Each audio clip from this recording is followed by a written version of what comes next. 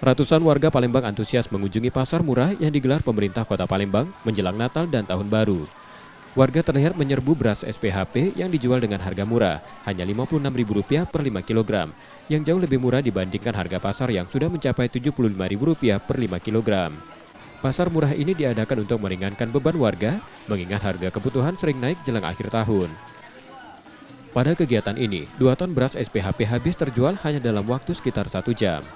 Bekerja sama dengan Disperindak melaksanakan kegiatan peningkatan daya beli masyarakat menjelang Natal dan Tahun Baru ini agar kemampuan beli masyarakat dapat terakomodir melalui kegiatan yang dilaksanakan oleh Dinas Perdagangan Kota Palembang. Selama Desember 2024, pasar murah akan digelar di 9 titik dengan harga yang jauh lebih terjangkau dibanding pasar. Nur Muhammad, Kompas TV, Palembang, Sumatera Selatan.